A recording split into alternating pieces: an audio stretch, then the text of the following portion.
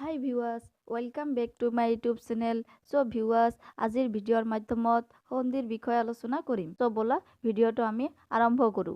ক নম্বৰ, সন্ধি কাক বোলে? এই কেই প্ৰকাৰ আৰু কি কি? উত্তৰ, লগালগিকৈ থকা দুটা শব্দৰ প্ৰথমটোৰ শেষ বৰ্ণ আৰু দ্বিতীয়টোৰ আদি বৰ্ণৰ মিলনকে সন্ধি বোলে। এই তিনি প্ৰকাৰ।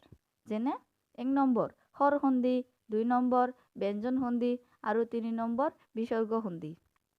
খ নম্বৰ, স্বৰ সন্ধি কাক বোলে আৰু ইয়াৰ উদাহৰণসমূহ দিয়া। উত্তৰ, স্বৰবৰ্ণৰ সৈতে স্বৰবৰ্ণৰ মিলন ঘটি গঠিত হোৱা সন্ধিক স্বৰ সন্ধি বোলে। যেনে উদাহৰণ হ'ল 1 নম্বৰ অ যোগ অ সমান সমান মিলি আ হয়। যেনে দেৱ যোগ অসুৰ সমান সমান দেৱাসুৰ। 2 নম্বৰ অ যোগ আ সমান সমান মিলি আ হয়। যেনে হিম যোগ আলয় সমান সমান হিমালয়।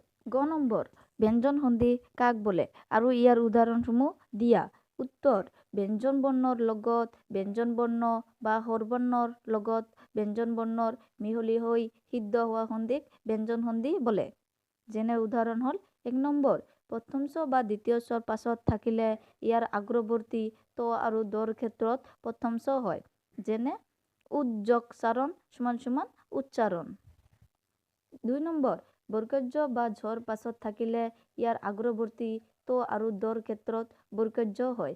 যেনে উজ্জল সমান সমান উজ্জ্বল। খ নম্বৰ, বিসৰ্গ সন্ধি কাক বোলে আৰু ইয়াৰ উদাহৰণসমূহ দিয়া।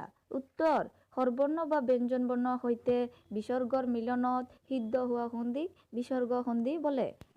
যেনে উদাহৰণ হ'ল 1 নম্বৰ প্ৰথম চ বা দ্বিতীয় চ বিসৰ্গৰ পাছত থাকিলে বিসৰ্গৰ ঠাইত তালব্য হয়। যেনে নিৰ্যকচিত সমান সমান নিশ্চিত। 2 নম্বৰ ত বা ঠ বিসৰ্গৰ পাছত থাকিলে বিসৰ্গৰ ঠাইত মূৰ্ধন্য হয়।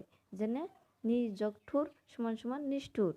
চ' ভিউৱাৰ্ছ, মোৰ আজিৰ ভিডিঅ'টো ভাল লাগিলে আপোনালোকে লাইক কমেণ্ট শ্বেয়াৰ কৰিব আৰু নতুন নতুন ভিডিঅ'ৰ আপডেট পোৱাৰ কাৰণে মোৰ চেনেলটো ছাবস্ক্ৰাইব কৰিব আৰু কাষত থকা বেল আইকনটো বজাই দিব।